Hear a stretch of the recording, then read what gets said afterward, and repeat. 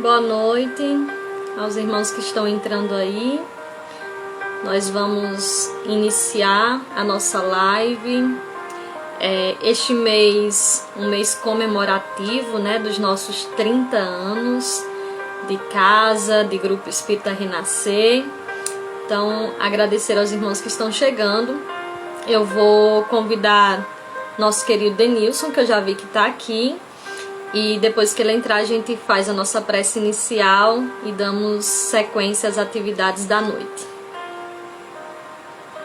Procurar Denilson, está aqui.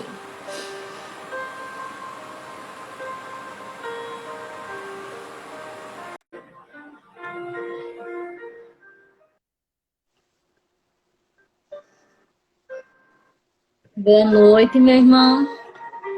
Oi, Lili, boa noite. Tudo bem? Boa noite a todos Que e prazer todas. recebê-lo.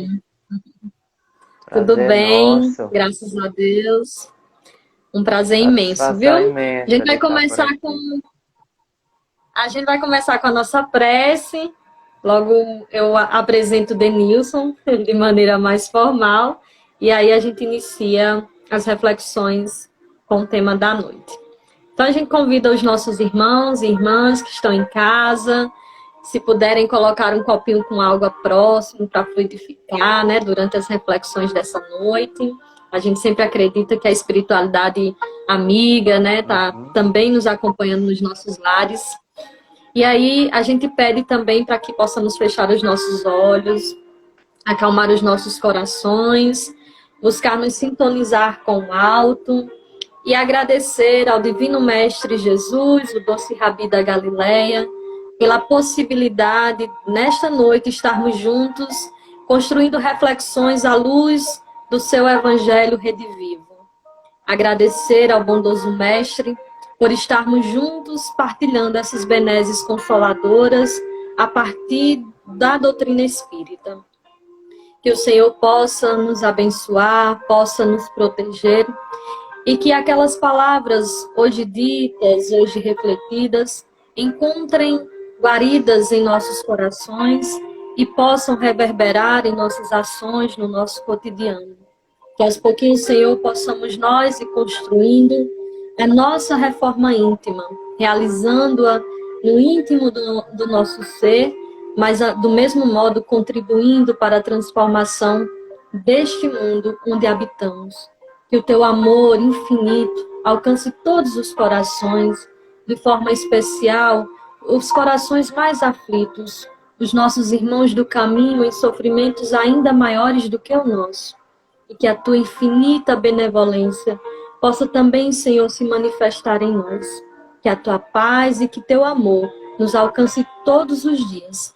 Que o nosso irmão Denilson seja inspirado pelo teu amor infinito e também pelos companheiros espirituais para trazer nesta noite as palavras necessárias que encontrem, Senhor, morada em nossos corações. Sê conosco hoje, amanhã e sempre. Amém. E assim seja. E aí, retornando aos irmãos aí que estão entrando, hoje nós estamos recebendo nosso irmão Denilson, da Sociedade Espírita de Mossoró, do Movimento Espírita de Mossoró. Denilson que também está na nossa casa, né? Quando a gente estava com as atividades presenciais, agora através também da tecnologia, esse momento exige de nós, então é uma pessoa muito querida nossa, né? Está sempre solícito, sempre aceitando os convites para partilhar conosco um pouco aí dos conhecimentos da doutrina espírita. E hoje a gente vai trabalhar com o Denilson, né? Vamos ouvi-lo com o tema Ser Sal, Ser Luz. Denilson, a ideia é te deixar mesmo à vontade para falar. Hoje a gente quer mesmo te ouvir, então vou tentar não interromper. Só se precisar, se eu achar que posso contribuir com alguma coisa, ou se alguém Fica à comentar e eu achar que vontade. é importante. Aí eu faço algumas Fique à interrupções, mas vontade. a ideia é me ouvir. Os nossos irmãos e irmãs, aí você vai acompanhando as Isso, mensagens, se quiserem também comentar alguma coisa. vou tentando fazer Que isso, né? bom. Mas antes de eu passar para você definitivamente, eu vou só dar uns avisozinhos, coisinha breve. Lembrar que todos os domingos nós estamos realizando a live, né, pelo Instagram, às 19 horas. Esse mês é um mês comemorativo, como inicialmente a gente colocou, né? Estamos comemorando 30 anos de Casa Espírita. Isso é uma alegria para a gente, é uma conquista, né? Mediante todas as dificuldades que surgem no caminho, a gente permanecer em pé e de mãos dadas e continuando levantando a bandeira do Espiritismo. Então, todos os domingos nós temos essa palestra. O próximo domingo a gente vai ter Soraya Vieira com o nosso irmão Eden Leme, que é o presidente da FERN. Essas palestras que ocorrem nos domingos, elas são disponibilizadas no nosso canal no YouTube a partir das terças-feiras. Aí a gente solicita, né, quem ainda não assinou lá o nosso canal, por favor, vá, curta, compartilhe. Vocês vão estar nos ajudando, né, a compartilhar, a divulgar a doutrina espírita. Também lembramos que aos domingos, às 10 horas da manhã, nós temos a realização, a transmissão do programa A Voz do Espírito, pelo nosso irmão Francisco Fernandes. Esse programa também fica disponibilizado no nosso canal no YouTube. Normalmente, a partir das quintas-feiras, ele já fica disponibilizado. Todas as quintas nós temos, às 19 horas, o estudo do ESD. Neste momento, via plataforma Google Meet. Então, quem tiver interesse, pode nos mandar mensagem aí no direct, que a gente orienta como participar. E aos sábados nós temos o estudo do Evangelho com a coordenação de Alcídia e de Vilene. Sem mais delongas, eu só vou perguntar ao público aí se o som tá bom, se o vídeo tá bom, porque eu vejo e escuto bem Denilson, mas aí os nossos irmãos vão nos dizendo. E vamos passar para o nosso convidado da noite. Que bom. É um prazer, é uma alegria imensa, assim, cheia de saudades também, por estar participando da programação dos 30 anos do Grupo Espírita Renascer. E pelas minhas contas, Lili, eu não sou muito bom de datas, mas eu creio que eu comecei a andar por aí no finalzinho da década de 90, juntamente acompanhando seu Chico, acompanhando Dona Cési.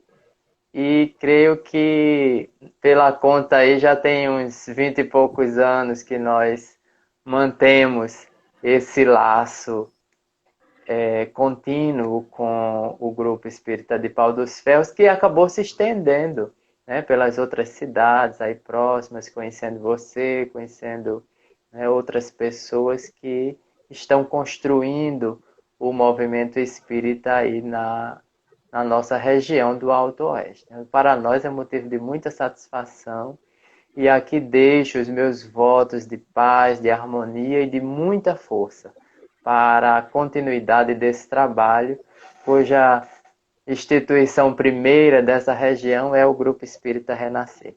E a proposta nossa de hoje vai muito ao encontro disso, né, de sermos de fato esse agente que leva a luz a partir do nosso próprio processo de autoiluminação. E aí nós recorremos ao texto de Mateus, no capítulo 5, que é onde vai estar o grande sermão de Jesus.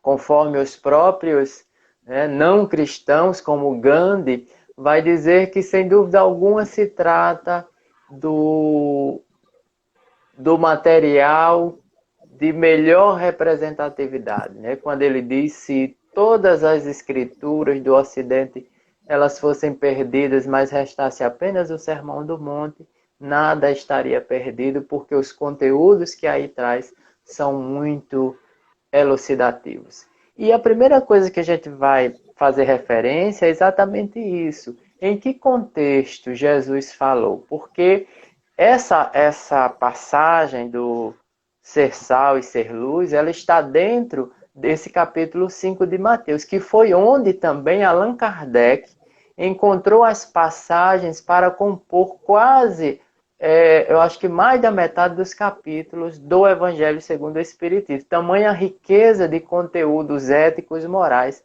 que tem nesse capítulo. E aí, observando a tradução de Haroldo Dutra Dias do Evangelho de Mateus, ele vai dividir o Sermão do Monte em quatro em 4 subtítulos. Quando ele coloca o primeiro, como é conhecido de todos os tradutores, as bem-aventuranças. O segundo, a missão dos discípulos. O terceiro, a lei, a justiça e o reino. E o quarto ponto, os 6 contrastes na interpretação da lei. Então é nessa passagem onde nós precisamos primeiramente situar. Porque uma das coisas que Allan Kardec vai colocar logo na introdução do Evangelho segundo o Espiritismo é esse cuidado em relação a essa necessidade de conhecermos o valor das palavras, como também o estado dos costumes da sociedade judia àquela época. Porque, caso contrário, se a gente não adentrar isso, nós pouco tiraremos os conteúdos. Embora Jesus tenha falado ou trazido conhecimentos de natureza cósmica, ou seja, conhecimentos atemporais, que não se enquadram em tempo e espaço, no entanto, ele precisou vestir esses ensinamentos dentro do contexto onde ele viveu. Contexto de tempo, contexto de lugar. E isso é muito interessante porque nós estamos falando de uma região que era a Galileia, onde ele praticamente ali divulgou toda a sua mensagem. E a Galileia foi um elemento, uma região interessante, porque a partir dali a sua mensagem foi divulgada. Porque Cafarnaum, que foi a cidade que ele escolheu, às margens do Mar da Galileia, onde se situou na casa de Simão Pedro, Cafarnaum era uma cidade muito cosmopolita. Havia muitos estrangeiros, ela era servia de passagem para outras terras distantes, para ir para Jerusalém. Havia postos de fiscalização de Roma. Então, quem chegava em Cafarnaum e tinha notícia de Jesus, levava essa mensagem. Então, foi também a Galileia, esse caldeirão de etnias, de diversidade, que proporcionou a divulgação da mensagem de Jesus. E aí nós vamos ver o Cristo falando exatamente dentro desse contexto, levando em conta o cotidiano dos pescadores, dos lavradores, dos pastores, e os ensinamentos iam sendo inseridos dentro desse contexto. E em relação ao Sermão do Monte, no livro Boa Nova, o espírito Humberto de Campos, através da psicografia de Chico Xavier, ele também vai lembrar para quem Jesus falou. Embora o Sermão do Monte ele hoje atinja os aflitos, os sofredores do mundo todo, mas para quem Jesus falou naquele momento? E no livro Boa Nova, no capítulo em que ele destaca o Sermão do Monte, nós vamos ter Humberto de Campos dizendo que ali estavam pessoas idosas, ali estavam lavradores, ali estavam mulheres com os seus filhos pequenos, agarrados. Ali estavam, ao lado de pessoas fortes e sadias, haviam pessoas enfermas. Haviam pessoas que carregavam consigo as suas deficiências físicas, as suas limitações. Então, era um contexto ao qual Jesus precisava ser muito sábio para atender a todo esse público. E aí, quando ele começa a falar das bem-aventuranças, e no momento em que ele termina essas bem-aventuranças e que ele se direciona aos discípulos, é que ele então vai fazer essa relação com o sal da terra e com a luz do mundo. É interessante a gente ler esse texto porque ele faz referência a duas coisas, que é sal e luz. Por isso a gente colocou esse tema, ser sal e ser luz. E dentro desse contexto, o que é que a gente pode tirar de interpretação? Então nós recorremos tanto aos textos do psiquiatra espírita Sérgio Lopes, que é do Rio Grande do Sul, como também às interpretações de Carlos Torres Pastorino, no seu livro Sabedoria do Evangelho, que é uma obra em 7 volumes, e isso está no capítulo, ou no volume 2. Então vamos lá, ler a primeira parte, digamos assim, da nossa fala, que é quando no capítulo 5, versículo 13, Jesus diz, conforme a anotação de Mateus: vós sois o sal da terra. Se, porém, o sal tornar-se insosso, com que se salgará? Para mais nada presta, senão para, lançado fora, ser pisado pelos homens. Então essa é a referência que ele faz do sal. E o sal, a gente sabe que para aquele povo tinha uma importância muito grande. Eles viviam ali às margens do Mar da Galileia. O sal era utilizado para a conservação dos peixes que era para serem mandados para as outras regiões. Então não tinha somente o objetivo de ser utilizado como tempero, mas era também um recurso que os pescadores tinham para mandar esses pescados para outras regiões através do processo de salga. Então são duas questões importantes, duas propriedades importantes que nós temos aí no sal, que é a questão do tempero, temperar, e a da conservação. Então são esses dois. E aí outro dia eu estava falando sobre isso, eu disse, para que serve o sal? Aí alguém na plateia disse, para salgar. Né? E que não deixa de estar errado em relação a isso. O sal serve para isso mesmo. No entanto, essa questão do tempero, né? do dar sabor à comida, ao alimento, isso é muito interessante, porque o Sérgio Lopes ele vai trazer uma comparação assim muito boa, porque o sal ele vai dar a qualidade, o sal ele vai dar o sabor. Então ele representa essa pitada de sal. Esse sal que você vê, no momento em que você adiciona, ele se distribui homogeneamente através do processo de dissolução, as propriedades que o sal tem, e toma conta de todo o alimento, ou seja, preenche por completo. Então, o que é que ele vai dizer? Essa pitada de sal pode representar a espiritualidade em nós.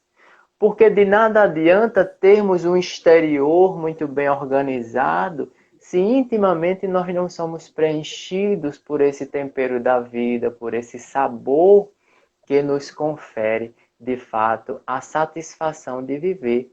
É tanto que existem muitas comparações, a gente mesmo utiliza. Ai, fulano é uma pessoa tão boa, tão bonita, tão bem apessoada, no entanto é meio sossa, né? Quando a gente quer dizer a pessoa meio... Sem sal, A ou pessoa, criatura a sem pessoa é sal. sem sal, né? Ou seja, você reconheceu o estereótipo, né? A exterioridade dela, mas quando passou a conhecê-la na intimidade, percebeu que por dentro ela não tinha muito o que oferecer. Aí disse, ai, fulano é tão sem sal, não gostei dela não, né? Ou dele não. Então é isso, o sal tem essa função inicial de dar esse sabor, né? De temperar a vida, o que vai conferir a nós esse toque de espiritualidade. E a gente sabe que isso é muito importante. Por quê? Porque o ritmo de vida que a gente vem vivendo, o estilo que as pessoas vêm fazendo em se dedicar única e exclusivamente à vida material, tem levado as pessoas a situações as mais difíceis. Nós estamos agora entrando no mês, né, o mês de setembro, onde se trabalha muito a valorização da vida, combatendo, né, o suicídio. E as estatísticas mostram que o suicídio tem sido a segunda causa mortes entre jovens, pessoas jovens entre 15 e 29 anos. Ou seja, o que é que falta a elas? Que tipo de tempero tem faltado à vida para que essas pessoas desistam da existência através das portas do suicídio? Então nós precisamos refletir sobre isso, porque os dados sobre depressão, sobre suicídio, eles têm assustado os sistemas de saúde. Então é necessário que nós busquemos um sentido, uma razão para viver. E uma das autoridades nisso é o Viktor Frankl, né, que ele falava exatamente em torno disso, mostrando que não são as circunstâncias da vida que torna a vida insuportável, mas a falta de propósito, a falta de um sentido. Então, essa seria talvez uma das questões que nós precisamos fomentar em nós, desenvolver essa capacidade de sermos sal, de sermos aqueles que dá sabor à vida, que oferece esse tempero, esse toque de espiritualidade, para que tenhamos uma razão, né? Para que tenhamos um sentido nesse aspecto da vida. Mas não somente isso, quando também vamos para a segunda função, né? Nós falamos aí na função que é o dar tempero, dar sabor à vida, mas o sal também ele vai ter um outro objetivo que eu falei, que é conservar. O sal tem esse poder de conservação. E isso nós podemos levar para a questão dos valores éticos morais, que são evitados da deterioração a partir desse tempero, a partir dessa pitada de espiritualidade. Então, conservar os princípios, os valores, evitando a corrupção, evitando a destruição, porque esses valores é quem vão trazer para nós a solidez e a firmeza no estilo de vida. Senão nós ficaremos muito vulneráveis às investidas do mundo, aos convites, a conquistarmos as coisas ilicitamente, porque não faltam, né? A sociedade, ela todo o tempo está nos mostrando coisas que precisam ser conquistadas, criando uma competição em que você precisa ganhar, e aí você vai esquecendo dos valores que sedimentam a própria vida, dos valores éticos e morais, e aí você se corrompe, você não conserva em si os seus ideais de vida inicial, porque vai estar sempre à busca dessas satisfações materiais que são muito passageiras. Então, vivemos esses dias. Nós observamos na mídia a todo instante, né? As notícias de corrupção, as notícias de atentado à própria natureza.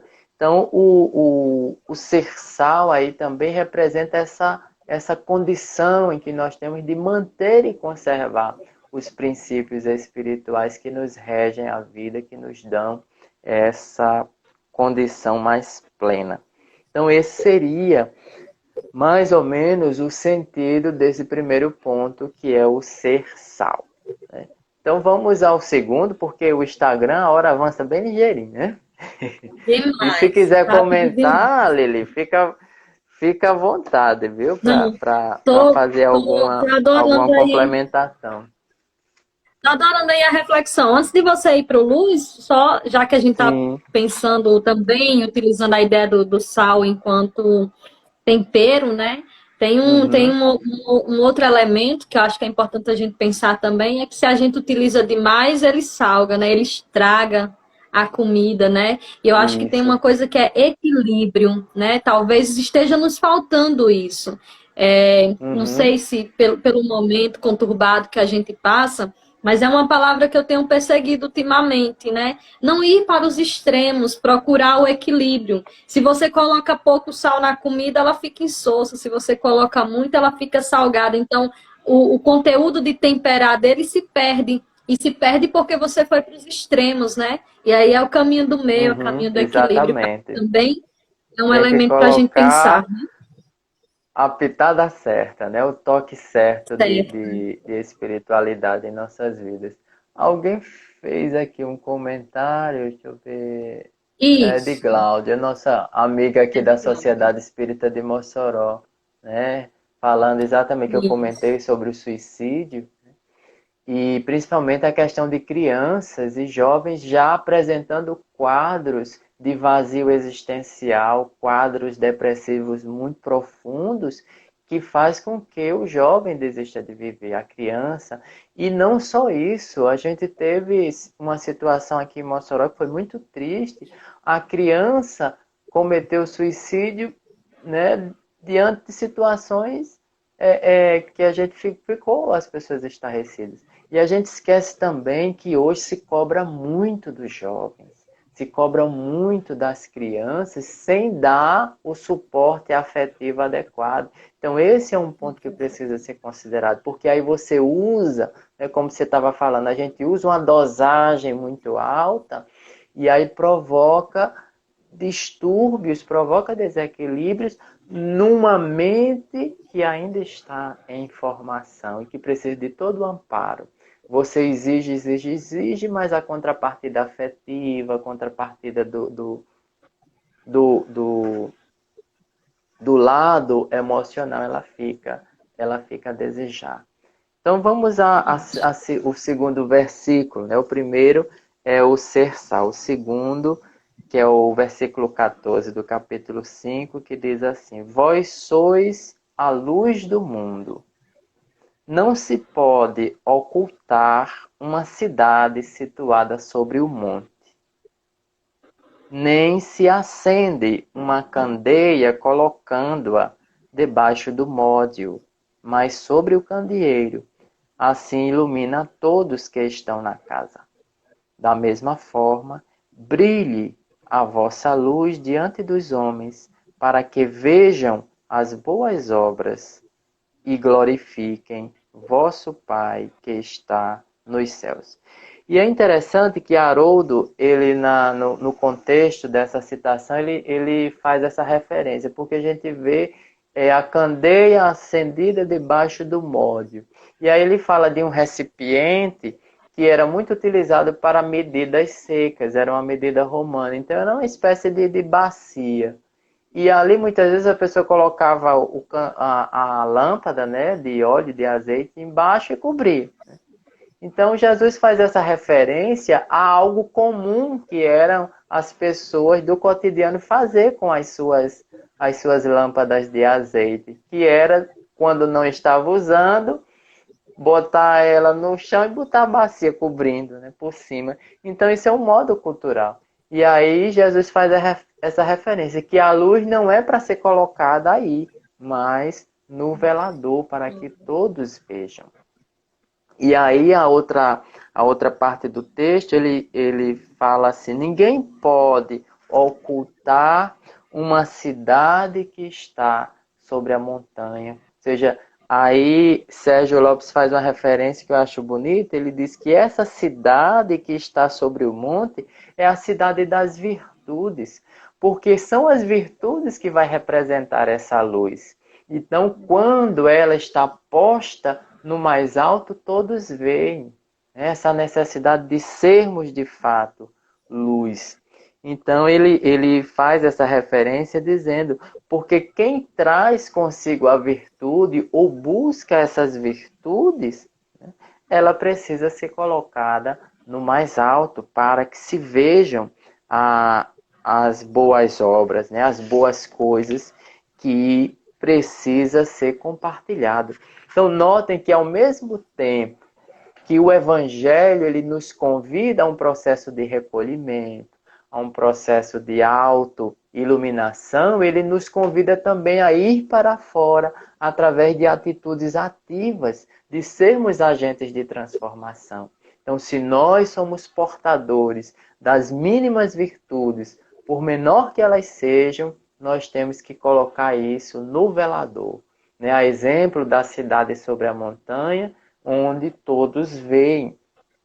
E isso é bem diferente do que aquela pessoa que busca a exibição através de coisas exteriores, mas que não representam o seu íntimo. Porque muitas vezes se pode confundir, mas aí eu vou estar, né, que brilhe a vossa luz, eu vou estar talvez incentivando ou por uma questão de vaidade, querendo aparecer.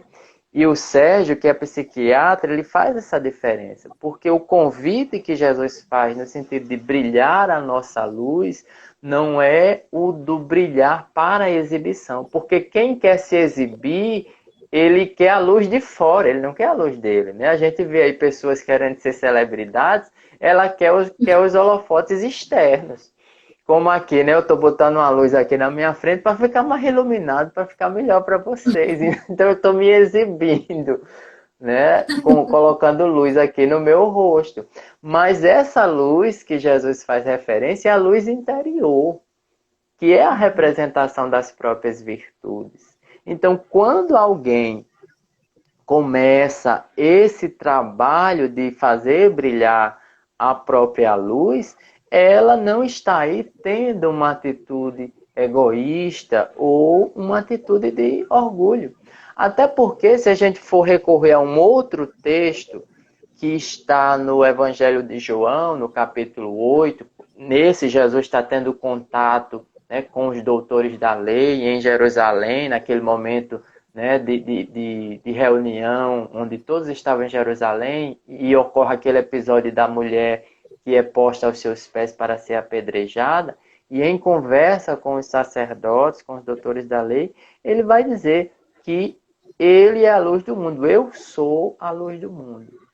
E Pastorino faz uma reflexão interessante sobre isso, dizendo que Jesus, nesse momento, ele não está se apresentando como uma exceção à humanidade, ao contrário.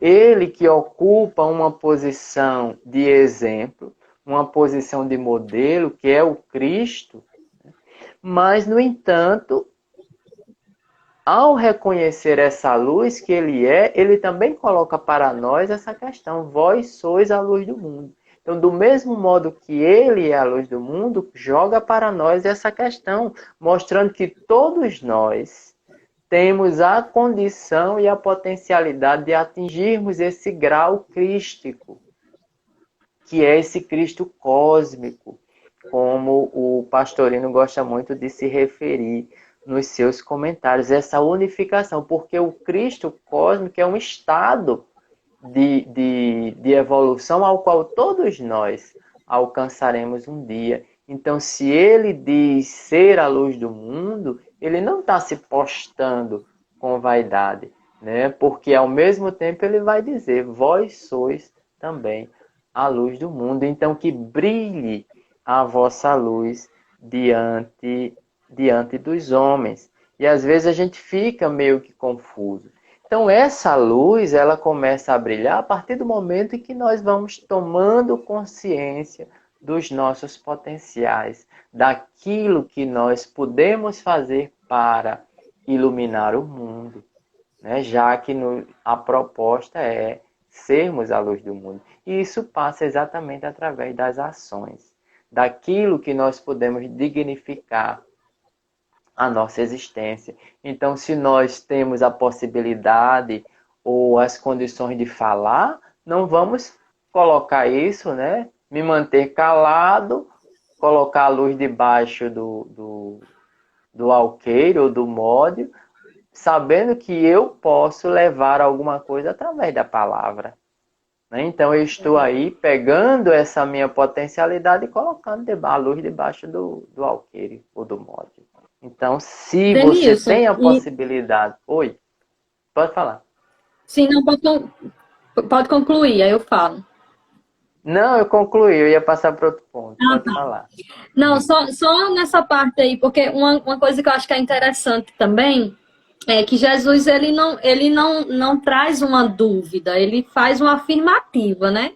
Vós sois. Isso. Então, ele está dizendo que a gente é, ele está afirmando, né? E não é nada E mais, no nada modo menos do que o Cristo imperativo ainda dizendo mais, né? Não tem... imperativo, porque não é só. Exatamente, né?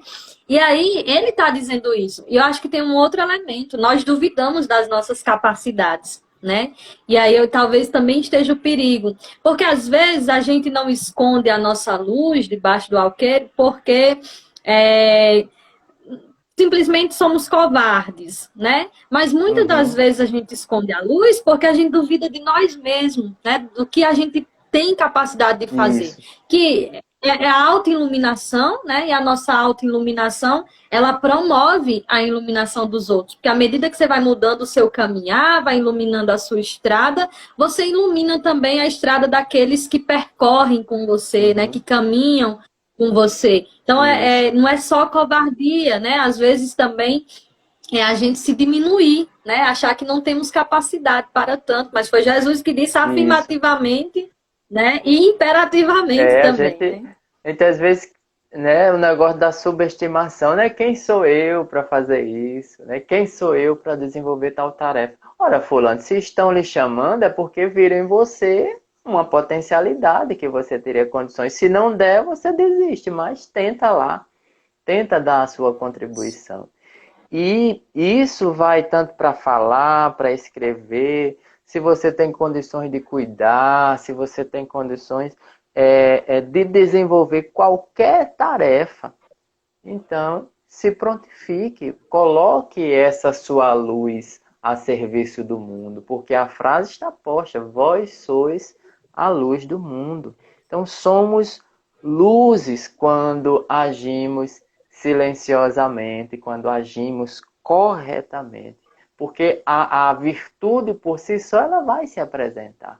Não há necessidade da exibição, porque quando o modo, né, o sentido é exibição, o contexto já muda completamente. Você está pensando muito mais na autoexposição e não propriamente no serviço que você vai fazer. E aí eu achei interessante trazer um exemplo que é colocado no livro Renúncia. Eu não sei, o povo aí, quem leu Renúncia, levanta a mão, né? Quem está nos ouvindo agora.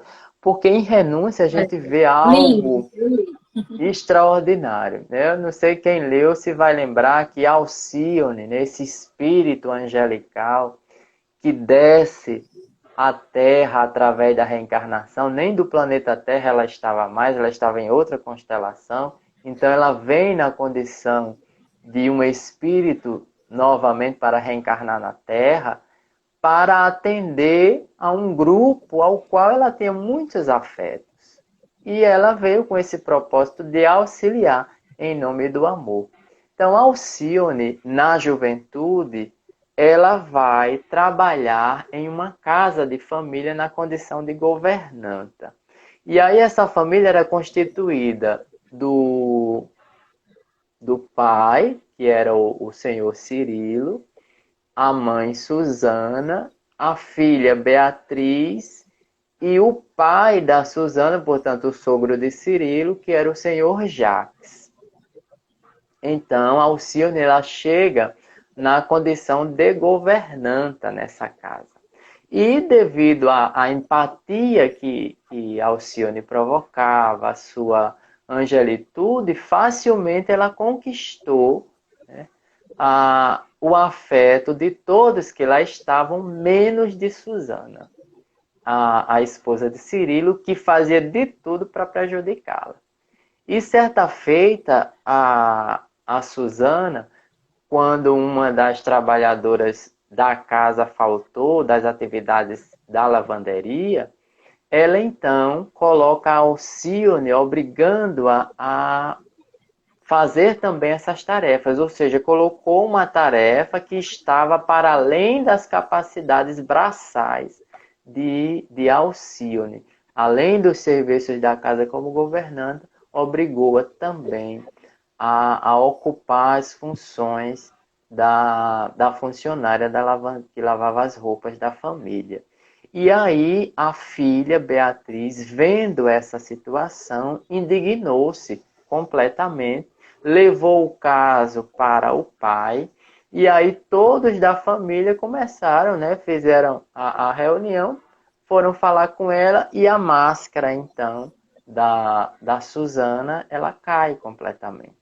Né? Ela se revela ali como alguém que, de fato, estava tentando prejudicar para forçar a Alcione a pedir demissão, já que ela, na condição de esposa, dentro de uma estrutura patriarcal, não teria condições de fazer isso. Somente o dono da casa, que era o esposo, né, o senhor Cirilo.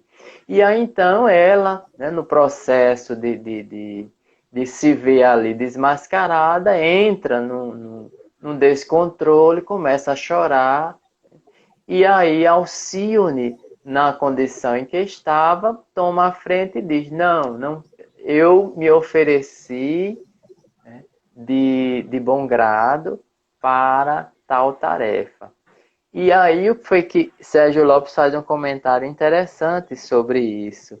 Ele disse: nesse momento, né, ele vai dizer: o amor acolheu a inveja e transformou em admiração.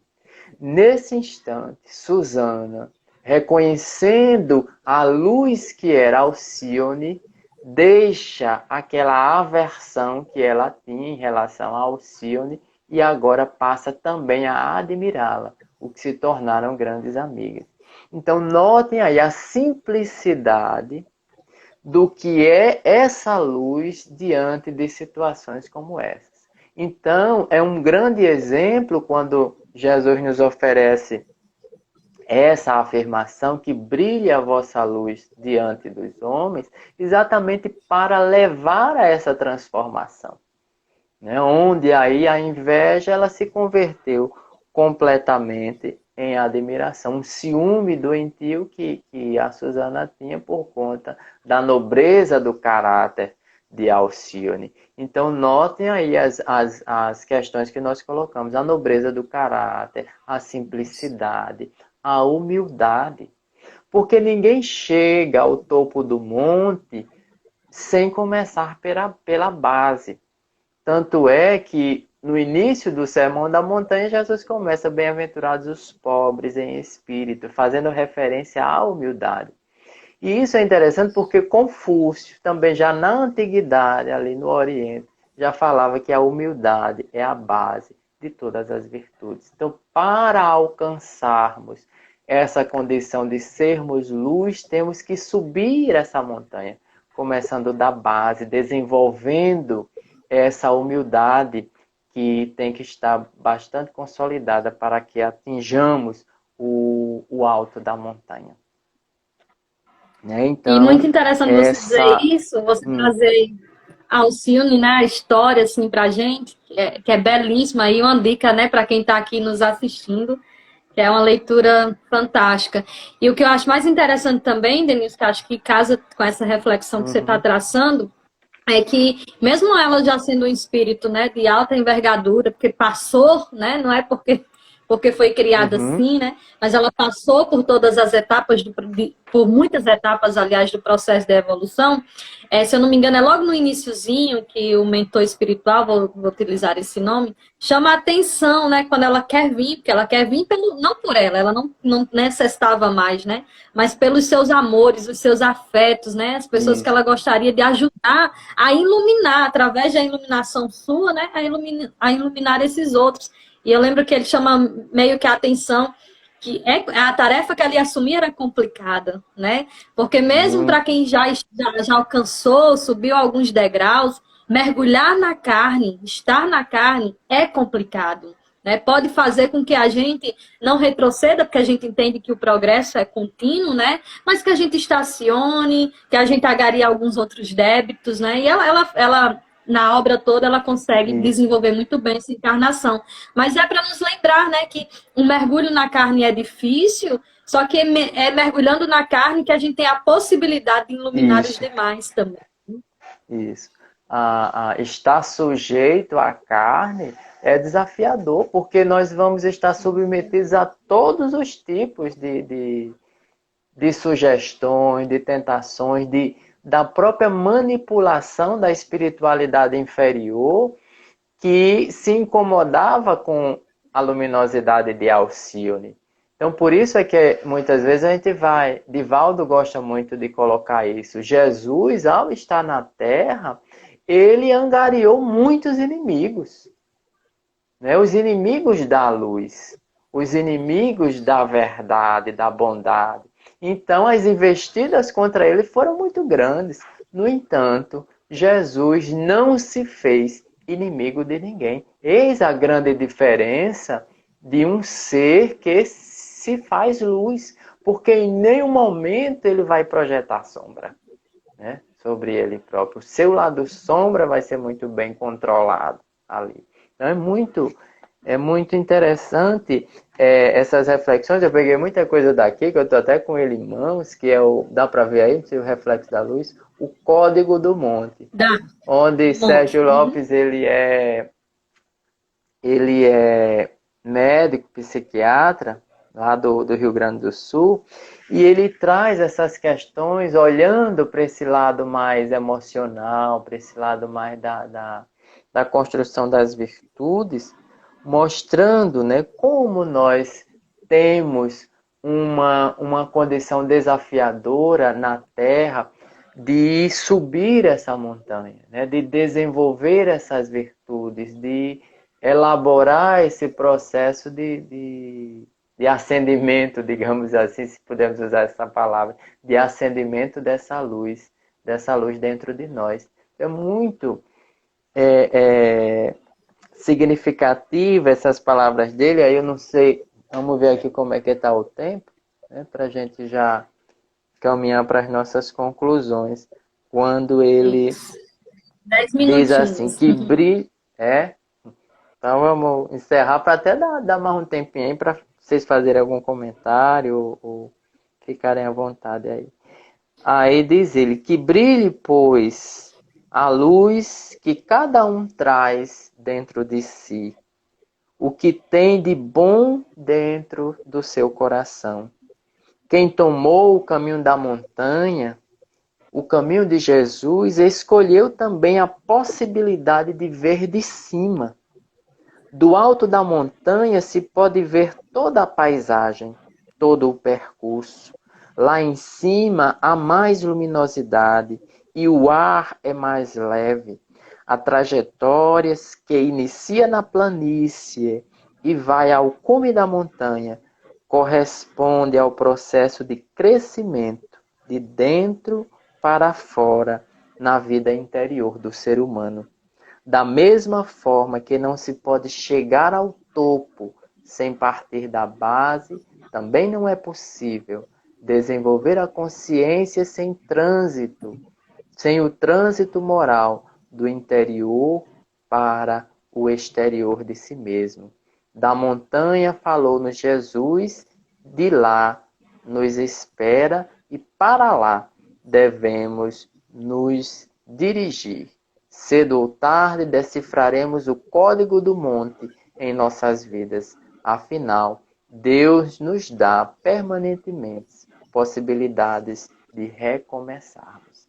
Então esse é o grande desafio, né? Como ele coloca. Ao mesmo tempo em que nós estamos trabalhando de dentro para fora, no sentido de construir essa solidez das virtudes, ao mesmo tempo nós temos que trabalhar também fora, através do exercício dessas virtudes, através das atitudes ativas, né, para que de fato a nossa luz ela brilhe diante de todos, né, diante de toda a humanidade. Então são essas as nossas reflexões. Se você quiser, ficar à vontade para contribuir, né? Ainda temos mais um tempo, mas eu me dou satisfeito aqui com as nossas reflexões. Ai, que maravilha lhe ouvir, Denilson. Eu já tive a oportunidade de lhe dizer isso outras vezes, porque eu passaria mesmo a noite toda ouvindo você, porque a forma como você fala e como você trabalha o tema, além de ser muito concatenado, é gostoso de ouvir. Nós temos aqui alguns comentários, pessoas elogiando, batendo palminhas, mandando coraçõezinhos. E Ana, bom lhe ver também aqui. Nós tínhamos uma pergunta de Aleph, que eu acho que você contemplou, mas talvez sirva para o nosso fechamento, né? Porque ele dirige o questionamento. Estou só procurando aqui. Exatamente a juventude espírita, né? Ele diz, eu ia perguntar isso agora, amigo Denilson, como a doutrina propõe o tempero da vida da nossa juventude. Né? E aí eu gostaria da gente pegar essa pergunta do Aleph e não só pensar a juventude, né? Pensar todos nós, assim. Como é que a doutrina espírita Isso. tempera a nossa vida. Eu vou falar brevemente, porque para mim ela veio ser esse sal, né? E na dose certinha, na dose exata, nem de mais e nem de menos, né? Ela trouxe um sabor diferente para a minha vida, sobretudo quando me proporcionou lá atrás, quando eu tive depressão, né? Quando eu pensei em me suicidar, por exemplo. Foi a fé e a doutrina espírita que me trouxe um outro olhar para a vida, né? Para a beleza do que é viver. Então ela temperou a minha vida. Eu estava insossa, talvez ali. Não estava nem salgada, eu estava era insossa mesmo, porque eu não via beleza na vida, eu não via Uhum. tempero na vida. E as reflexões espíritas me devolveu, né, esse tempero da vida. E desde quando eu fui temperada com a doutrina espírita, que eu não perdi mais o sentido da vida, assim. Por mais que os dias sejam difíceis, por mais que as tribulações venham, a doutrina espírita vai temperando aos poucos a minha vida com as reflexões que a gente encontra no Livro dos Espíritos, entendendo por que que estamos aqui, que não estamos aqui de passagem, nem de passeio. Aliás, não estamos de passeio, é de passagem, mas não estamos só de passeio, né? Mas que a Uhum. vida é uma Verdade. escola, é uma grande escola para todos nós, mas nós também não estamos aqui apenas para sofrer, né? Para passar pelas provas. Nós temos condições de aqui experimentar momentos de alegria, de felicidade, e eu acho que a gente consegue esses momentos, Denilson, quando a gente se propõe a ser luz, a brilhar a nossa luz. Não, exatamente como você disse, não para aparecermos, não para, né, sermos os melhores, como, ó, estou brilhando, né? Não nesse Uhum. sentido, mas no sentido mesmo da gente organizar internamente o que a gente tem, o que a gente sente, né? E nessa organização, acender essa luz interior e proporcionar iluminação àqueles que caminham conosco, né? Acho que a doutrina espírita me trouxe isso. É, isso. E para a juventude em si, ela é muito significativa porque vai preencher exatamente essa lacuna. Porque a gente sabe que os convites externos para quem é jovem hoje, eles são muito maiores do que para a nossa, que não está muito distante, que não tem esses recursos de mídia, de redes sociais. Então, o jovem ele tem se envolvido muito e, ao mesmo tempo, tem faltado essa lacuna dentro de si de espiritualidade. Então, a doutrina espírita, com seu dinamismo, com as suas propostas de renovação, ela atende muito bem a mentalidade juvenil, né? As propostas de alegria que o Evangelho traz, esse olhar de positividade que o Evangelho nos traz, à luz da doutrina espírita, vai então dar a esse jovem o suporte que ele tanto carece para evitar exatamente esses descalabros que nós estamos observando, essas estatísticas infelizes de tanto suicídio na juventude. Então, sim, o Centro Espírita é esses braços abertos para acolher também a juventude nesse momento tão difícil. É isso, né? Os dias estão sendo mais turbulentos, né? A humanidade tá vivenciando essa fase difícil, motivada pela pandemia, né? Mas é também um momento da Uhum. gente refletir um pouco. Eu acho que esses dias em que a gente teve que se enclausurar, né? Alguns que fizeram, outros infelizmente não. Alguns ainda nós estamos, né? Outros não puderam, não tiveram essa possibilidade, que precisaram estar no front, né? Mas acho que esses momentos também nos proporcionam de dores coletivas, muitas vidas, né, se foram motivadas por essa pandemia, mas é um momento Isso. também de reflexão, né? Eu acho que esse momento de reflexão, de olharmos para o nosso interior, de olhar para dentro mesmo, proporciona também, Denilson, acionarmos o gatilho da nossa luz, porque para ligar a luz nós precisamos saber Uhum. onde é que a gente vai ligar, né? Se era numa lamparina, se Isso. hoje tem um interruptor, eu não sei, né? Mas é preciso que a gente encontre esse gatilho. E aí eu gosto de dizer também, nós temos, a doutrina espírita ajuda muito nisso também, né? Porque a gente tem várias terapêuticas. Nós temos a meditação, nós temos a prece, nós temos o evangelho terapia, nós temos a água fluidificada, o passe, enfim, uma série de elementos que eu acho que podem servir para nós como interruptores para a gente acender a luz, né? Começar a Uhum. acender internamente e depois essa luz se expandir, né? Nós estamos com 54 minutinhos, eu gostaria que você fechasse aí a reflexão e já fôssemos Fazer para o a prece, encerramento com né? a prece.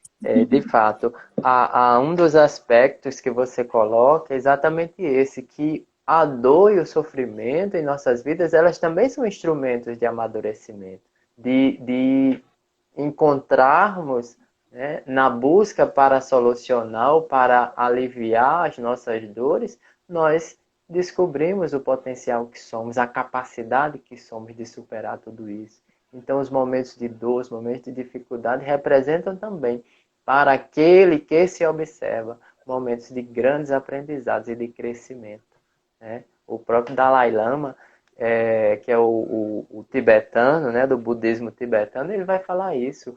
A alma também, o ser, ele vai dar os seus saltos de qualidade nos momentos de grandes dores, de grande sofrimento. Então, saibamos também acolher essa dor, esse sofrimento, para fazer brilhar ainda mais os nossos potenciais luminíferos. Então, vamos Amém. aproveitar esse momento e fazermos as nossas vibrações finais, as nossas orações, rogando, né, a Deus Todo-Poderoso, a Jesus, nosso Mestre, amigo de todas as horas, e aqueles nossos irmãos e irmãs da espiritualidade que conosco estiveram conectados, que nos permitiram interligar através dos nossos pensamentos e intenções esse conjunto de ensinamentos trazidos pelo Evangelho, e que possamos nós, enriquecidos cada vez mais por esses momentos de aprendizado, avançarmos para uma existência exitosa, superando os desafios, superando as dificuldades, mantendo sempre acesa a chama da esperança, a chama da fé, agindo conforme aquilo que o Evangelho nos orienta, nos esforçando para superar as nossas fragilidades. Assim sendo, Senhor, abençoa também esta instituição, que é o Grupo Espírita Renascer, que este ano completa mais uma década de existência, 30 anos. Que toda a sua equipe, todo o seu grupo seja fortalecido na continuidade dessa tarefa, que não é nossa, mas que é do próprio Cristo. Que assim seja. Assim seja. Mais uma vez, muito obrigada. Que Deus te abençoe sempre, né? E muito obrigada por sempre Vocês aceitar aí os todos. convites. Gratidão aos nossos Nada, irmãos que estiveram conosco, né, sempre à até disposição. agora. As mensagenzinhas bonitas aí que eu vi passando aí, né? Aleph também agradecendo. E a gente deixa aqui esse Nada, canal aqui obrigado, aberto, Aleph. né? A camisa aqui, ó. Obrigado também. Mandaram para mim, ó, vieram deixar aqui na minha casa. Excelente. Muita paz a todos. Grande abraço. Maravilha. Fique com Deus. Gratidão. E eu acho que a gente termina assim, né? A prece de Denise trouxe uma palavrinha que para mim é chave. Esperança, gente. Por mais difícil que os momentos estejam, por mais dificuldade que tenhamos, vamos continuar tendo esperança, porque quem está no leme das nossas vidas é Jesus. E aí, Ele que dirige tudo, então tudo vai dar certo, porque é Ele que está aí nos conduzindo, né? Muita paz a todos. Gratidão, meu irmão.